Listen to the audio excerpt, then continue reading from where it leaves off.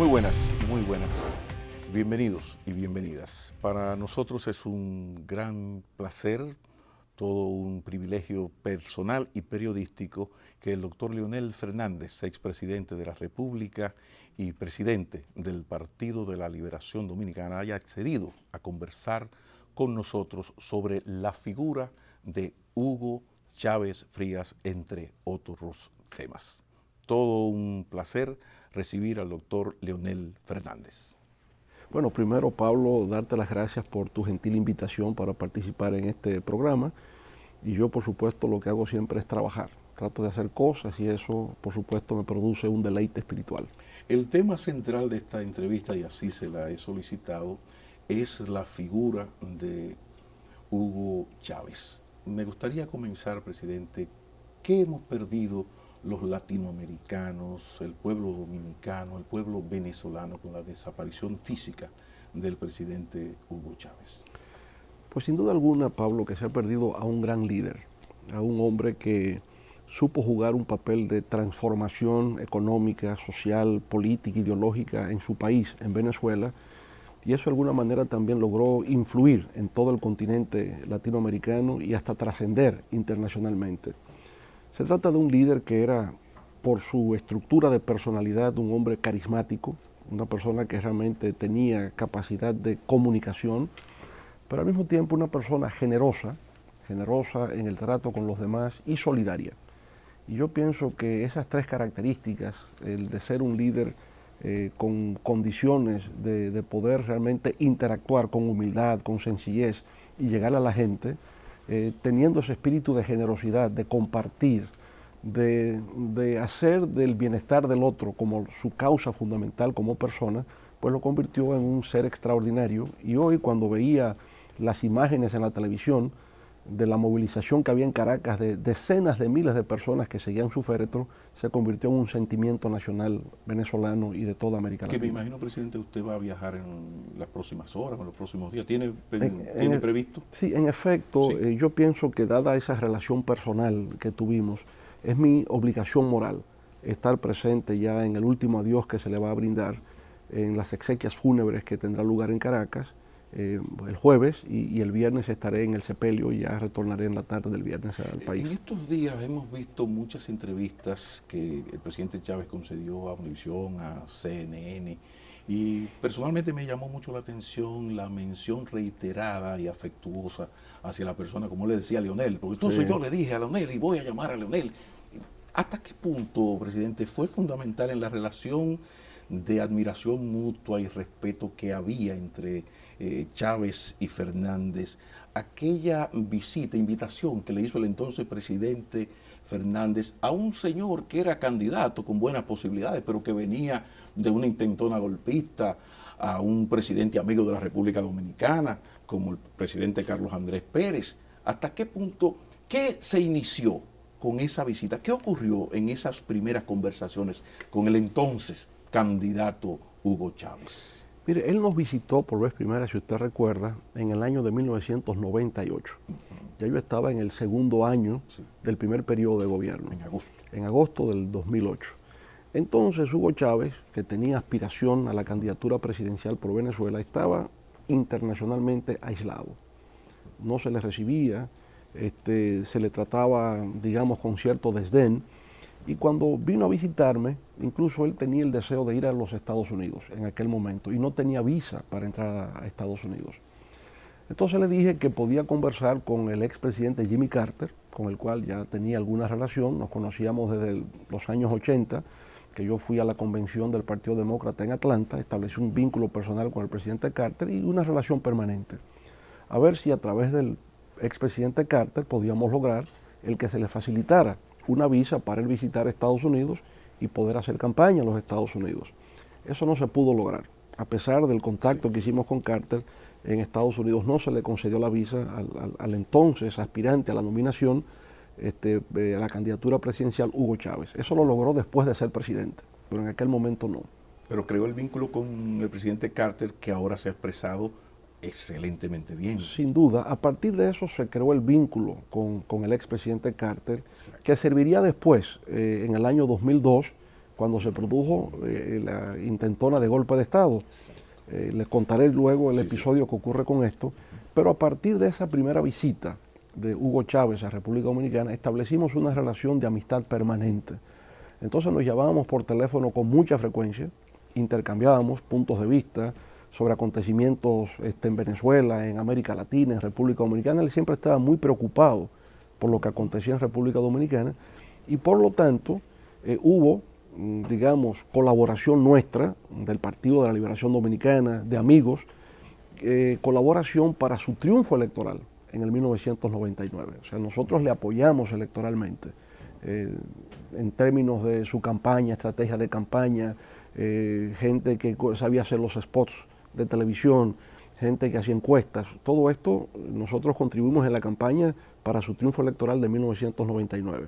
Eso quizá, presidente, es lo que explica la gran solidaridad. Yo sé que hay unos lazos históricos, muy bien, sí, pero hay una solidaridad del pueblo, del gobierno de Hugo Chávez hacia la República Dominicana que llama la atención, porque la República Dominicana, gobernada por Leonel Fernández, nunca, y ni ahora con el presidente Danilo Medina, nunca ha sido parte del ALBA, ni de ese grupo, de ese club de amigos de Cuba, es decir, Ecuador, Bolivia, Nicaragua. Sin embargo, el tratamiento de solidaridad hacia la República Dominicana es muy parecido al de Nicaragua o al de esos países.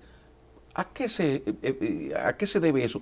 ¿Se puede explicar en parte por aquel recibimiento y lo que usted está explicando? Como él hizo la excepción, este no es de ALBA. Sí, pero yo entiendo que él sí comprendía, digamos, la matriz de formación en lo personal y del proyecto político al que formó parte.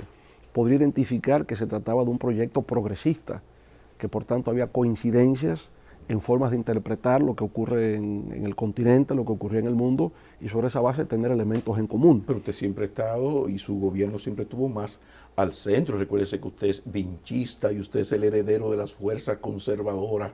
Cuando el Partido Reformista quedó huérfano, el doctor Balaguer vino a donde el presidente Leonel Fernández, que se ha dado el lujo de tener en su mismo gobierno a Miguel Mejía, a don Vincho y a Morales Troncoso. Entonces su posición es muy como de centro, muy de socialismo pragmático. Pero, digamos, venimos de una tradición, ¿verdad?, de movimiento progresista. Al fin y al cabo, yo soy un discípulo de Juan Bosch, formado en esa escuela de pensamiento, y el Partido de la Liberación Dominicana siempre se ha visto y siempre ha tenido una práctica política de centro-izquierda.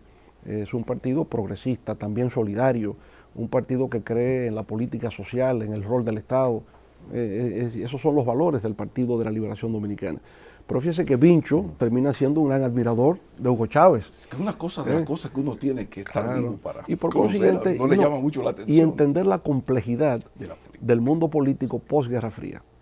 Yo pienso que, digamos, tener siempre unos lentes ideológicos y clasificar a la gente, catalogarla o desclasificarla en función de una determinada interpretación ideológica sería un error en el mundo contemporáneo. En ese sentido, ¿usted considera un error la radicalización ideológica de Yo Chávez? pienso que eso depende de las condiciones o circunstancias de cada país, de su historia y sobre todo de su historia más reciente.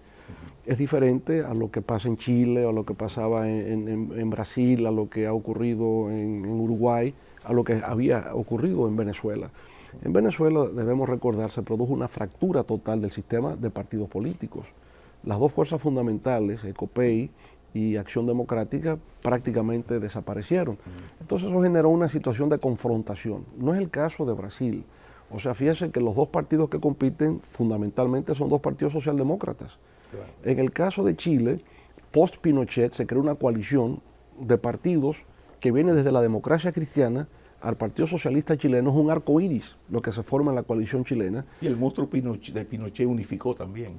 Por un otra poco parte, como el cuco de Franco en España, que facilitó así mismo es. Presidente. Pero entonces, bueno, el hecho de haber coaligado a tantas fuerzas dentro del movimiento de la coalición chilena, pues permitió establecer una clara distinción entre la derecha, que estaba organizada, y una derecha que procuraba modernizarse, ser post-pinochetista. Bueno, pues eso delimitó los campos del debate político en Chile.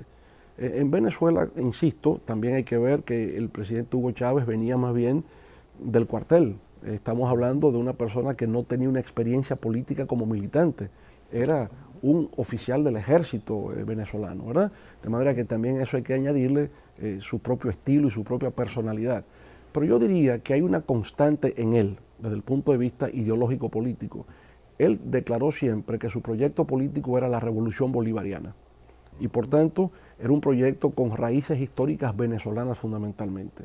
Y la noción de una revolución bolivariana logró concitar el apoyo de las mayorías en Venezuela, mayorías que habían sido tradicionalmente excluidas por el sistema de partidos políticos que habían predominado desde el pacto de Punto Fijo con la caída de la dictadura de Pérez Jiménez.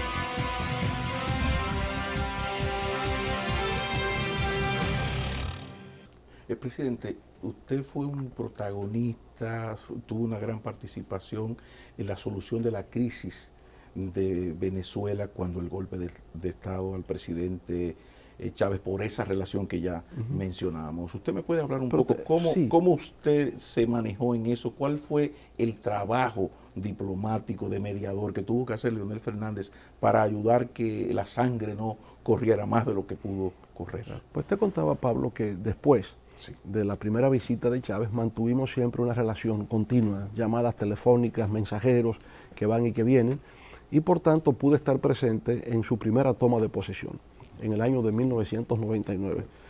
Coincidió que en la Asamblea, en el Congreso de Venezuela, a quien tenía sentado al lado era Fidel Castro, que no tenía entonces todavía esa gran relación con Hugo Chávez. Chávez había visitado a Cuba después que salió de la cárcel, luego del intento de golpe contra Carlos Andrés Pérez. Estuvo un par de años preso. Cuando salió visitó Cuba y por supuesto conocía a Fidel, pero no había una relación tan estrecha, y lo digo porque cuando el presidente Chávez empezó su discurso se persignó e invocó a Cristo, y recuerdo que Fidel me preguntó, ¿y Hugo es tan cristiano? Es decir, me doy cuenta que realmente no tenía ese conocimiento. Él se puso su crucifijo también, presidente. Lo hizo, se puso su crucifijo en su momento. Eso es cierto, eso es cierto. Bueno, y se formó en una escuela de jesuitas, exacto, en su pueblo natal, en Santiago de Cuba, claro, de manera que también venía de una tradición cristiana. Pero hablemos del golpe. Después entonces de eso, pues mantuvimos el contacto. Yo termino la gestión de gobierno en el año 2000, pero después que termino yo visito Venezuela en un par de ocasiones y cada vez que voy a Miraflores y tengo una relación con el presidente Chávez. Llega entonces lo del golpe del año 2002. Por pura casualidad, el día del golpe, yo estoy viendo la televisión, estoy viendo a CNN, y cuando veo lo que está ocurriendo, decido llamarlo por televisión, llamarlo por teléfono. Cuando le llamo, me doy cuenta que él como que no sabe lo que está ocurriendo. Él no tiene, digamos, el dominio, la información de la magnitud de lo que está ocurriendo. ¿Usted está diciendo algo histórico, presidente? No, y él lo dijo aquí cuando vino. El presidente Chávez en ese momento, usted pudo informarle algunas cosas. O sea, él no estaba debidamente informado, y cuando él vino la última vez, el último viaje que hizo acá, contó en detalle lo que aconteció. Entonces le llamo por teléfono, le digo, estamos aquí muy preocupados con lo que está ocurriendo. Y dice, ¿y qué es lo que ocurre? Digo, bueno, aquí vemos gente hasta disparando desde un puente que está en la avenida central, esto se está yendo de las manos. Y dice, pero yo no estoy dando cuenta de eso. Entonces, ¿qué cree que podemos hacer? Digo, yo voy a llamar al presidente Carter, porque teníamos esa relación entre los tres. Llamaré de nuevo al presidente Carter para que él sepa lo que está ocurriendo y se dé a conocer la noticia de que en Venezuela hay un intento para derrocar el gobierno del presidente Hugo Chávez. Perfecto, ponte en eso y después conversamos. Y en efecto me puse en eso, pero ya no pude conversar con él porque fue hecho preso. Fue hecho preso, fue detenido, llevado a un cuartel militar, y fue unas 48 horas después que pudo recuperar su libertad y reintegrarse como presidente. Ahí perdimos en esos días la comunicación. Pero una semana después yo vuelvo a Venezuela, entonces me reúno con él y conversamos sobre lo acontecido y cómo relanzar el gobierno. Y es así entonces como me invitan prácticamente un mes después para iniciar un diálogo nacional. Y ahí entonces voy con las distintas fuerzas políticas en Venezuela con el apoyo del presidente Hugo Chávez, que hiciese esa labor de contacto con distintos sectores venezolanos para tratar de establecer una especie de diálogo que permitiera la convivencia democrática entre los distintos sectores. Ya vamos entendiendo por qué tanto Leonel, y le dije a Leonel, y yo llamé a Leonel con ese estilo sencillo que tenía el presidente Chávez. Pero así llegamos, presidente, a Petrocaribe, que es la expresión de mayor solidaridad que puede tener el pueblo venezolano con un pueblo como el pueblo dominicano, que no tenemos petróleo y que es una presión económica muy fuerte. Sí. República Dominicana, ¿qué ha significado para el pueblo dominicano, para la economía dominicana, la ayuda a través de Petrocaribe? Ha sido por Petrocaribe, en gran parte por Petrocaribe, no exclusivamente, pero en gran parte por Petrocaribe, que la República Dominicana ha logrado mantener estabilidad macroeconómica en los últimos años. ¿Por qué razón? Fíjese, cuando yo salí del gobierno en el año 2000, el precio del barril de petróleo era como $13 el barril. Cuando regreso ya estaba como por $40 el barril y seguía subiendo. Y por tanto se hacía insostenible para nosotros.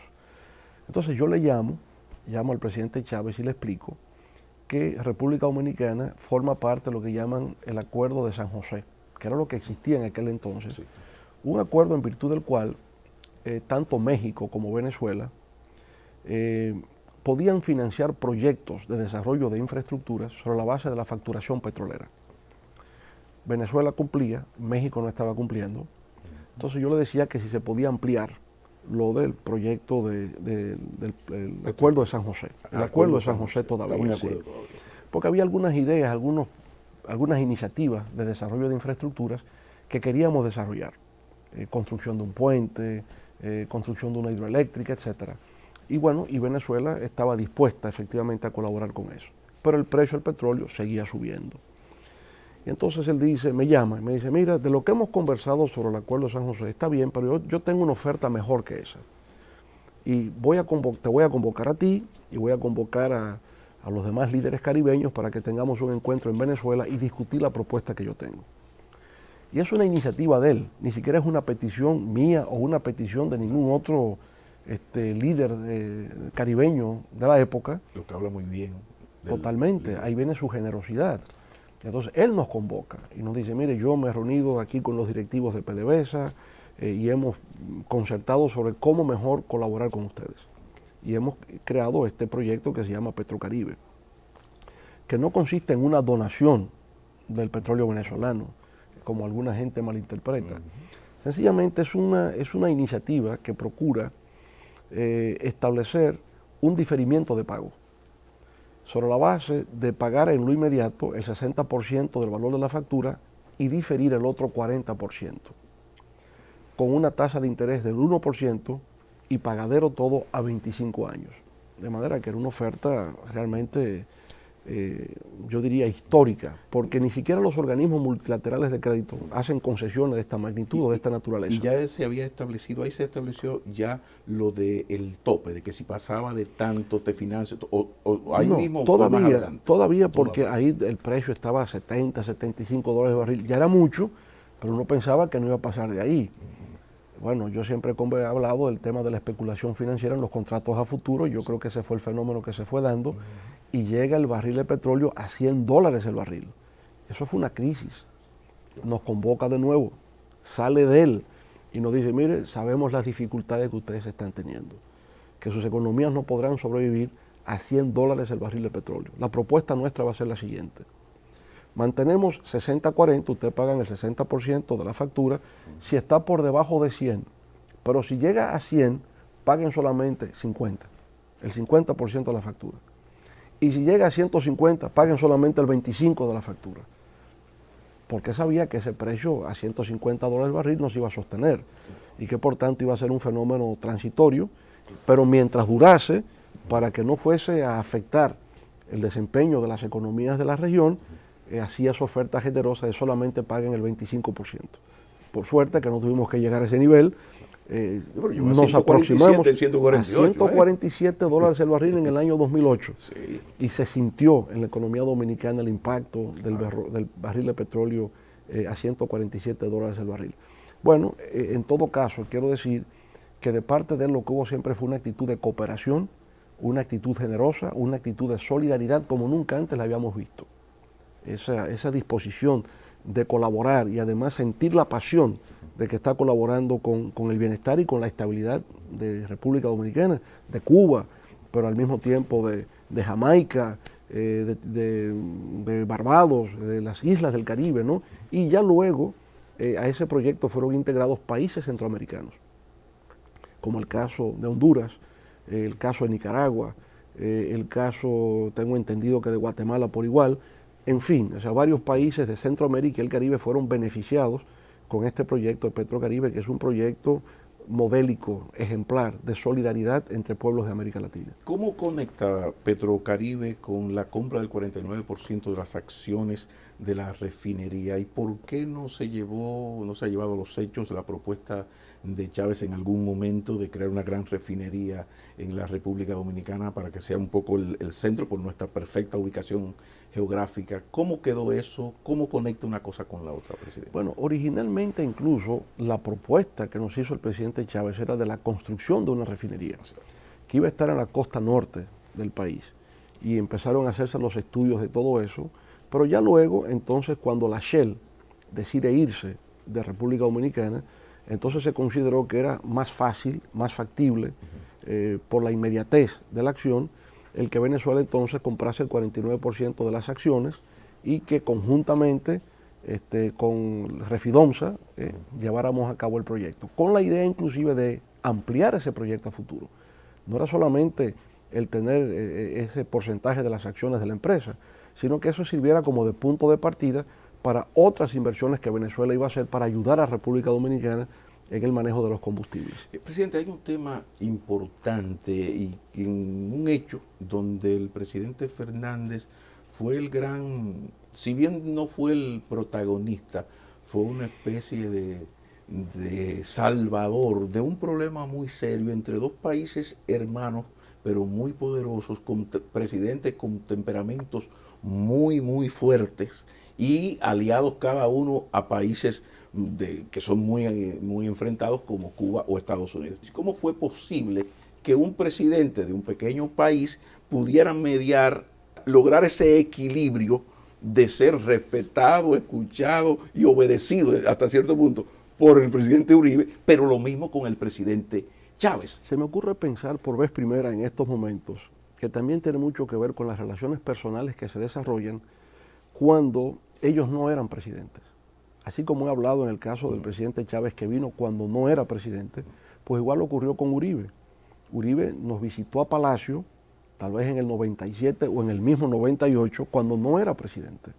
Entonces, bueno, Uribe nos visitó, hubo inmediatamente química entre ambos, se estableció también esa relación de amistad, llegamos a conversar por vía telefónica varias veces y luego él sale electo presidente, pero ya tenemos la relación personal.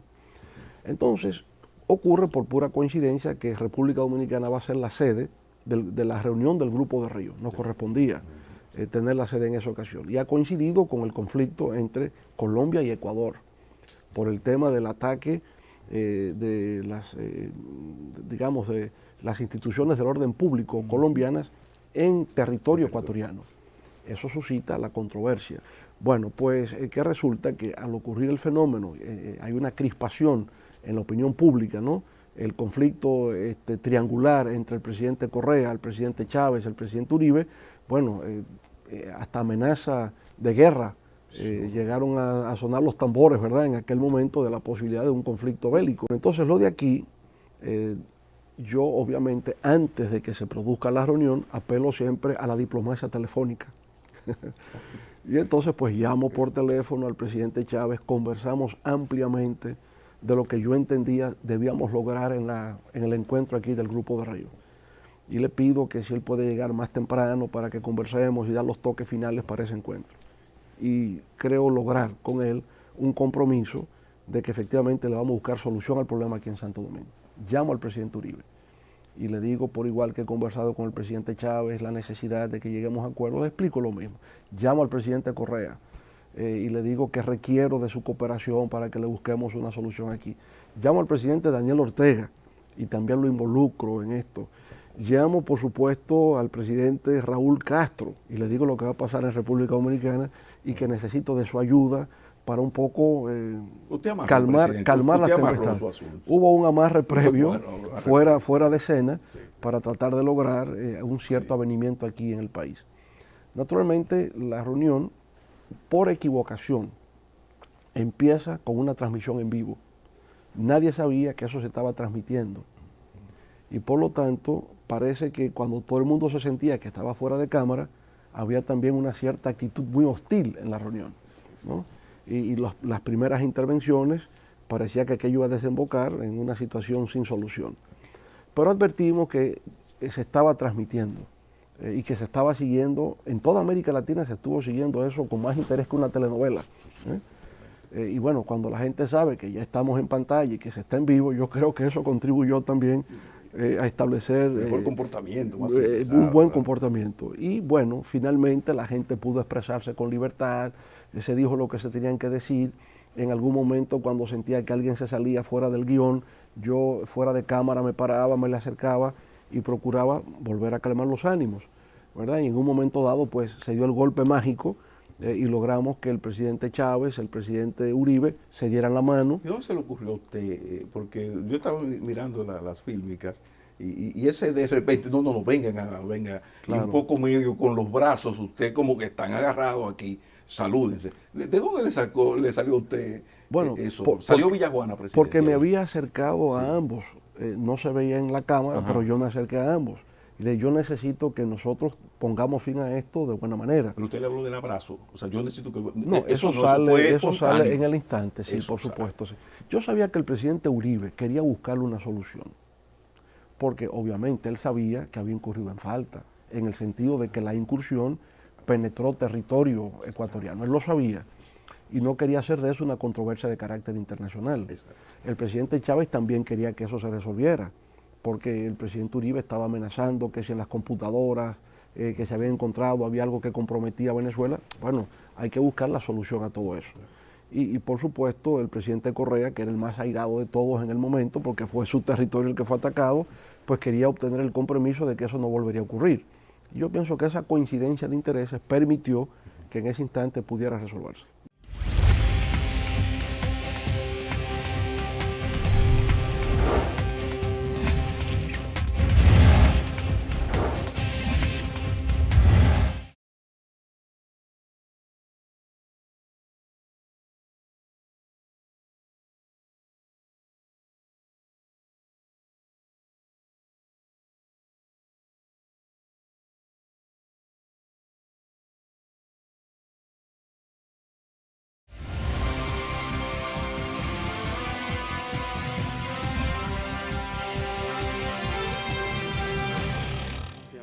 ¿De qué manera logra el presidente, cuál es el magnetismo? Un cibaeño diría, ¿cuál es la naiboa que tiene Leonel Fernández para, siendo presidente y con posiciones políticas, no verse como una persona demasiado cercana al grupo Alba, a los Castro, al mismo Chávez, pero al mismo tiempo tampoco verse como, para ponerlo de una forma, a Uribe se le ve muy cerca de los norteamericanos y a Chávez un protegido de los Castro? De repente aparece, ¿cómo logra Leonel Fernández situar, para provecho de su gobierno y de su país, por supuesto, situarse en ese punto intermedio? Usted está ejerciendo el centrismo europeo, esa enfermedad del centrismo que le ha dado Europa en las últimas décadas. Hábleme un poco de su filosofía política. Yo diría, Pablo, que tiene mucho que ver de nuevo con la personalidad.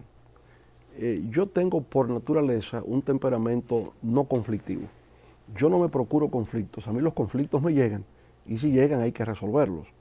Por tanto, tengo una vocación natural a encontrar los elementos en común de lo que parecen ser intereses encontrados. A mí me resulta como fácil ver, cuando la gente cree que está discutiendo cosas que los separan, yo siempre encuentro el elemento común que se oculta un poco por la retórica, por la pasión, yo diría, la emoción con que las cosas se expresan. En la historia del PLD siempre se me ha reconocido como alguien que era capaz de juntar lo que parecían conflictos irreconciliables. compañeros que salían del partido y yo lograba rescatar para que volvieran, de manera que siempre ha sido algo como de mi forma de ser, encontrar esos elementos en común. Y hay elementos en común siempre, aunque la gente crea que no. De manera que era algo consustancial a mi forma de ser, ¿no? De alguna manera minimizar el conflicto, abordarlo en una forma constructiva, tratar de avenir sectores, fuerzas, intereses que parecían ser irreconciliables, como he dicho, ¿no? Entonces, bueno, eso ocurrió por ahí. Obviamente, en algún momento traía algunas dificultades. Por ejemplo, recuerdo una visita oficial de Estado que hice a la Casa Blanca con el presidente George Bush hijo. Wow. Cuando llego allí, bueno, nos saludamos, nos sentamos y los primeros 20 minutos fue una filípica contra Chávez. Y yo permanecí completamente en silencio en lo que el presidente se desahogaba un poco de lo que el presidente Chávez había dicho en Naciones Unidas con respecto a él. Había ocurrido lo del azufre. Había ocurrido lo del azufre, ¿verdad? Y las condiciones diabólicas y todo eso. Entonces estaba como muy fresco y el presidente Bush hijo estaba como muy emocionalmente afectado con lo que se había dicho. Y bueno, me lanzó aquel rayo durante 20 minutos y yo estuve sereno escuchándole todo lo que me decía. Al final me dice, ¿y usted qué me dice sobre ese particular? ¿Qué usted tiene que decir? Digo, bueno, mire, presidente, con todo respeto, debo decirle que así como usted y yo somos amigos, también soy amigo del presidente Hugo Chávez. Y que por consiguiente yo le ofrezco que República Dominicana pueda servir de intermediaria para apagar estas desavenencias que existen entre ustedes. Si usted cree que República Dominicana puede ser útil en producir algún acercamiento entre usted y el presidente Chávez, nosotros con mucho gusto estaríamos dispuestos a jugar ese papel. Le he escuchado con toda atención, pero no puedo ante usted renunciar a mi condición de amigo del presidente Hugo Chávez. Y entonces el tema cambió. Salió Villajuana ahí. Presidente, ¿hasta qué punto esto que le ha dado tanto prestigio internacional no le ha ayudado en su gobierno? O sea, ¿hasta qué punto ha sido, y usted defiende esa manera tan conciliadora, esa forma de a veces no confrontar? Por ejemplo, no creo que la historia dominicana recuerde un presidente más insultado, un expresidente más insultado que Leonel Fernández. Y es prácticamente imposible lograr una reacción negativa, insultante en respuesta.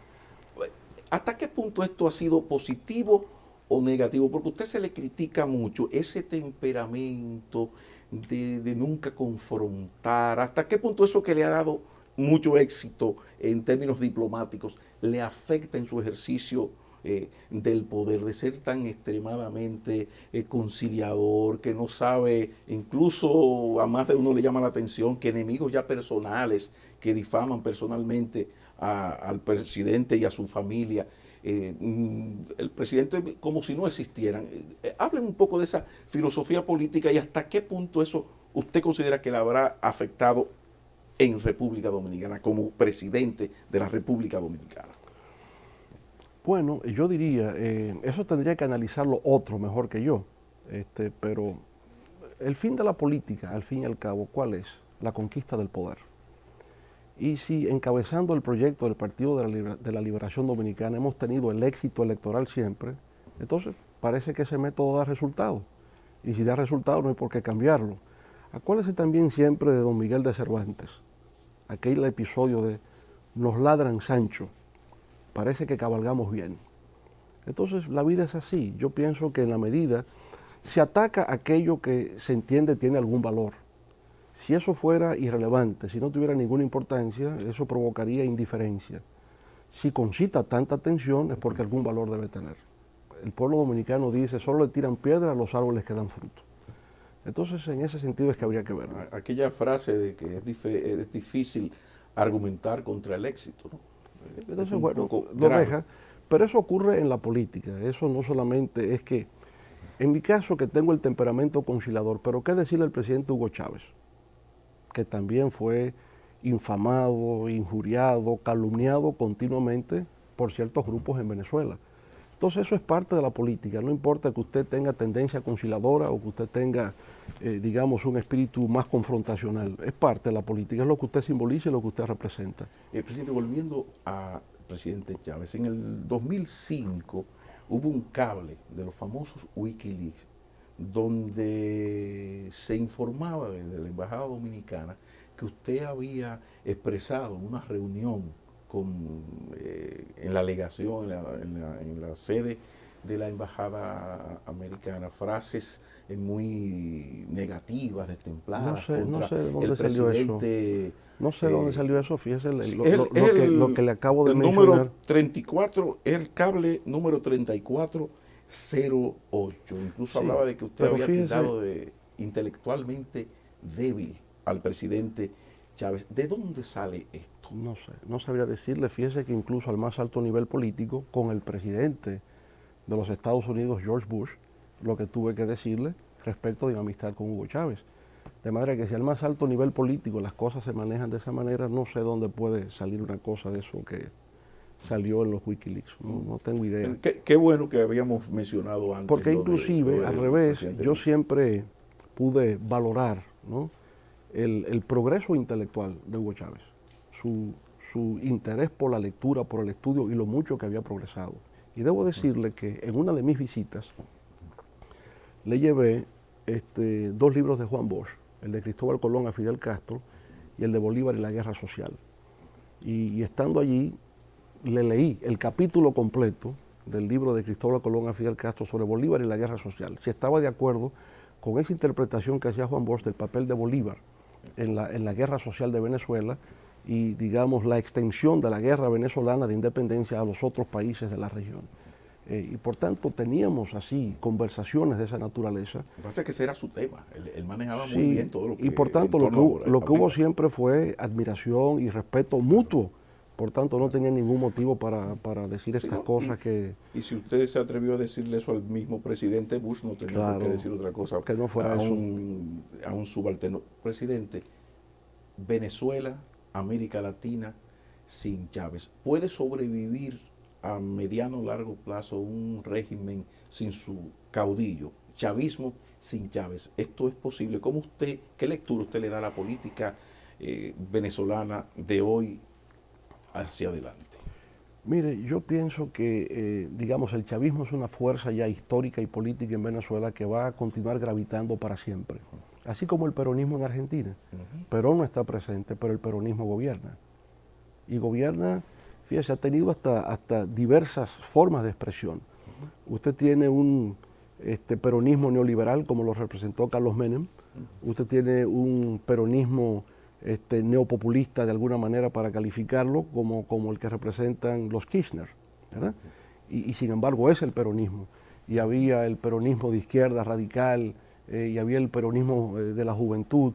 En fin, el chavismo será igual en Venezuela. El chavismo es una fuerza permanente que va a gravitar en la vida política de Venezuela. Acuérdese que Chávez, que fue imbatible desde el punto de vista político electoral, con su muerte se convierte en una leyenda. Y esa leyenda, sin duda alguna, va a tener una incidencia permanente en el destino del pueblo venezolano. ¿Hugo Chávez Frías, líder, caudillo o dictador? Para mí un gran líder. La idea de que sea un gran líder se refleja en el sentimiento de su pueblo. Lo que uno veía hoy, 6 kilómetros de personas movilizándose, expresando su aflicción, expresando su dolor espontáneamente, lograr ese sentimiento afectivo, emocional de parte de un pueblo, solamente se alcanza cuando se es un gran líder. Final, tengo que preguntárselo, excúseme, presidente, pero ¿qué va a hacer el presidente del PLD, el doctor Leonel Fernández y sus compañeros para evitar que el PLD muera de éxito?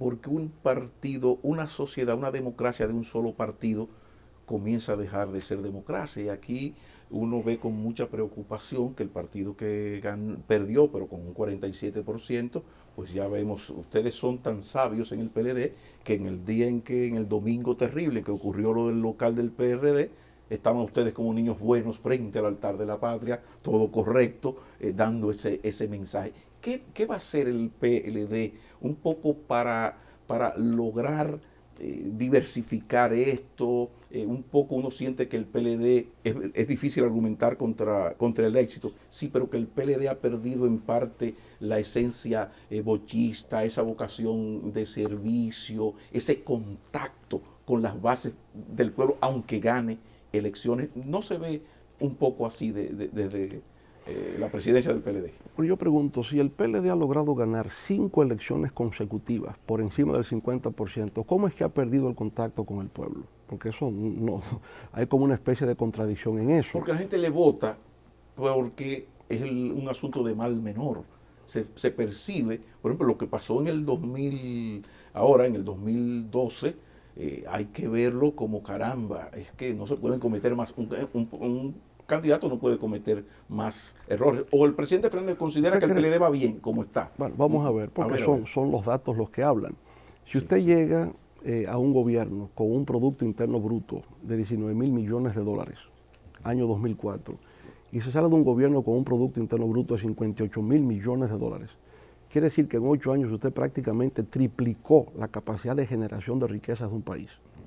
Si se redujo los niveles de pobreza de un 42% a un 31%, de acuerdo con datos del PNUD, si usted reduce el desempleo de un 19,7% a un 13,7%, si hay una transformación de las infraestructuras de un país, hay una política social que conlleva a usted pasar de 35.000 afiliados al Seguro Social a tener 4 millones, si usted tiene prácticamente 1 millón de personas que reciben los beneficios de la tarjeta de solidaridad, o sea, todo eso es lo que permite efectivamente que el PLD continúe en el poder, porque ha garantizado triplicar la capacidad de generación de riquezas del país, reducción significativa de los índices de desempleo, mejoría social extraordinaria y una transformación de infraestructuras, lo que significa progreso y modernización. Y eso solamente hay que coger cualquier carretera y usted mirar, el país se ha transformado. Y esa transformación que ahora continúa el presidente Danilo Medina es lo que ha permitido el afianzamiento del PLD como principal fuerza política del país. No es una imposición, no es que el PLD de repente haciendo uso de métodos autoritarios hace que el pueblo vote por él, no. Ha sido la incapacidad que han tenido nuestros adversarios de hacer algún aporte significativo a ese desarrollo económico y social, a la prosperidad y al bienestar cuando han sido gobierno. El PLD lo ha hecho y en esa medida pues es que se ha consolidado como la principal fuerza política del país. Usted me acaba de presentar magistralmente las luces de los gobiernos del PLD, que son los suyos, casualmente, pero las sombras también están las sombras. ¿Hasta qué punto hay una comprensión en el PLD de la urgente necesidad de que la política dominicana deje de ser, como se percibe ahora, una actividad empresarial? ¿Hasta dónde el PLD está comprometido a una modificación de la ley electoral, a una transparencia en la financiación? Todo el mundo sabe que aquí hay un problema con la financiación ilegal de los partidos todos. La mano del narcotráfico está metida en la práctica política, en todas las actividades, pero la ley de partidos no acaba de ser aprobada. La modificación electoral, si los partidos reciben dinero del Estado, bueno, que no reciban del sector privado, pero si ahí está el modelo americano, ¿por qué no se toma el modelo de financiación de los Estados Unidos? El PLD, que tiene tanto control, pues le falta apenas, yo le digo que al cardenal López Rodríguez que se cuide un poco, porque salvo el CONE y el PLD se está muriendo de éxitos. Ahora, desde el PLD no hay una preocupación de que tenemos que hacer la política algo más barato, que la gente valore la vocación de servicio, la entrega, y no señor millonario que apareció aquí en una comunidad con mucho dinero, resolvió los problemas y yo, muy pobre, le voté. Hay una comprensión de ese problema, aunque yo sé que es difícil argumentar contra el éxito, presidente. No, pero yo le diré, estoy de acuerdo con usted que todo es una mezcla siempre de luces y sombras. Lo importante es que las luces pesen más que las sombras. Y yo pienso que el pueblo dominicano ha valorado que en el PLD hay más luces que sombras, a diferencia de otras organizaciones políticas. Ahora bien, pienso que efectivamente nosotros vamos a entrar en un congreso que va a ser muy importante en la vida del PLD, el Congreso Comandante Jorge Botello, que se va a llevar a cabo durante todo este año 2013 y culminaremos en el 40 aniversario del partido, que será el 15 de diciembre de este año. De manera que ese congreso va a servir justamente para que todo el partido, toda la militancia del PLD, no importa en qué nivel jerárquico de la organización se encuentre, pueda repensar y pueda reflexionar acerca de fortalezas y debilidades del PLD y cómo queremos proyectar nuestra organización con miras hacia el futuro. ¿Qué usted cree que debe cambiar en el PLD? ¿En qué hay que avanzar más? Mire, nosotros vamos a tener 15 comisiones de trabajo para discutir lo que son los 15 temas básicos del Partido de la Liberación Dominicana. Ahí vamos a discutir temas como línea organizativa, línea política nacional, línea política internacional, política de géneros, política de juventud, el tema de educación, formación política.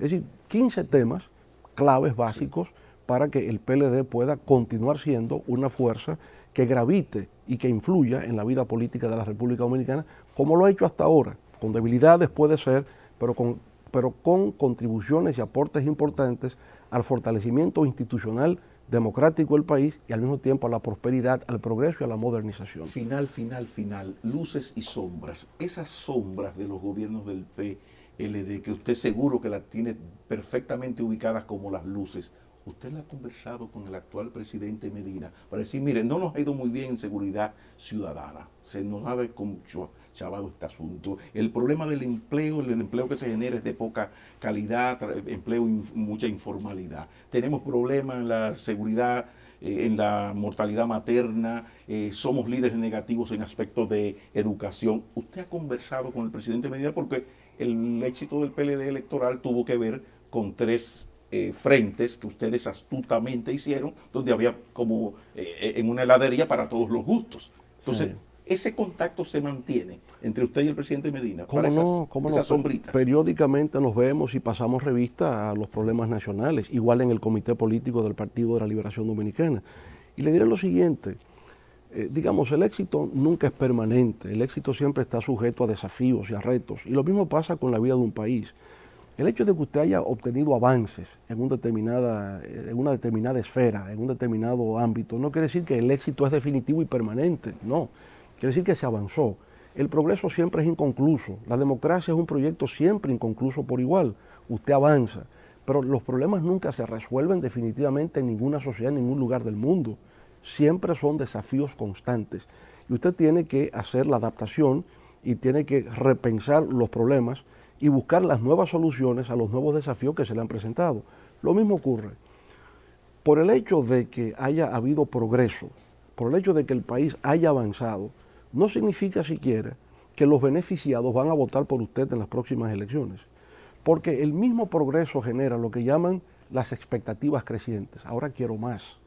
Ya esto no me satisface. Quiero algo más que ya yo no puedo proveer. Y por tanto no es garantía suficiente de que le van a seguir respaldando en futuras controversias electorales. Yo creo, al igual que usted, que también el país y los partidos políticos tienen que contribuir a la institucionalización, que hace falta esta ley de partidos políticos y la reforma al sistema electoral. Eso está en el Congreso. Nosotros en el PLD formamos una comisión que presidía el ex vicepresidente Rafael Alburquerque, lo hemos discutido en el comité político, hemos aprobado las sugerencias planteadas por esta comisión presidida por el compañero Alburquerque y por tanto ya eso está listo para discutirse en el Congreso cuando el Congreso así lo decida. Claro, habían algunos temas pendientes, o sea, un cambio de gobierno, había un tema de reforma fiscal, había un tema ya de presupuesto para el 2013, llamaban la atención. No estamos en la inminencia de un proceso electoral, eso podía esperar hasta ahora y yo creo que en esta legislatura, es el momento más oportuno para que en el Congreso se conozca y se apruebe la ley de partidos y la reforma a la ley electoral. Pero debo decir finalmente sobre eso, Pablo, también, sobre el tema de la financiación a los partidos y el tema de cuánto cuesta la democracia. Yo diría, en el caso nuestro en República Dominicana, se ha adoptado un sistema mixto de financiación. Un sistema mixto donde hay fondos públicos y hay fondos provenientes del sector privado. Pero eso ocurre en Estados Unidos por igual. Incluso en la última campaña electoral se formaron los llamados super PACs, inversiones sin límites por terceros en favor de una de las candidaturas. Y por esa razón, esta última campaña electoral en los Estados Unidos ha sido la más costosa en toda la historia que se ha tenido en una campaña electoral. ¿Usted no favorece el abaratar un poco el ejercicio de la democracia en la República Dominicana? Por ejemplo, el tiempo de campaña, la publicidad, que alguien no pueda comprar 2.000 cuñas en una semana, ese tipo de igualdad. ¿Usted estaría de acuerdo? Es que eso es más difícil, eso no lo puede controlar ninguna ley de partidos o ley electoral por una razón muy sencilla, porque es un tema constitucional, libertad de expresión. Es decir, En la medida en que yo tenga libertad de expresión de mis ideas y de mi pensamiento, nadie puede decir, no puede sacar esta cuña, no puede decir esto. Sería inconstitucional. Yo digo, el número de cuñas. Bueno, todo eso se puede hacer, pero yo diría... Yo digo el modelo chileno, un modelo chileno que es mucho más, menos costoso, se ponen las banderolas y vuelven y se quitan. Con eso hay que tener, yo diría, un cierto cuidado porque no existe un sistema universalmente válido. Cada país tiene lo suyo. En Francia, por ejemplo, no permiten encuestas 2 semanas antes de las elecciones. En Estados Unidos te la permiten 24 horas antes. ¿Cuál es el método que más vale? No se sabe. Que cada quien aplique el suyo. Muchísimas gracias, presidente. No, gracias, Pablo. Yo le he estado llamando presidente porque es el presidente del PLD. Usted me dirá si en el 2016 tendré que, aunque ya no sea presidente del PLD, tener que seguir llamándole presidente. Eso me lo puede decir usted. ¿Es posible que después de agosto tenga que seguir llamándole presidente, aunque no sea presidente del PLD? Yo no me atrevo a objetarle sus sueños más íntimos. Muchísimas gracias. Muchas gracias. Gracias, presidente. Muchas gracias, Pablo.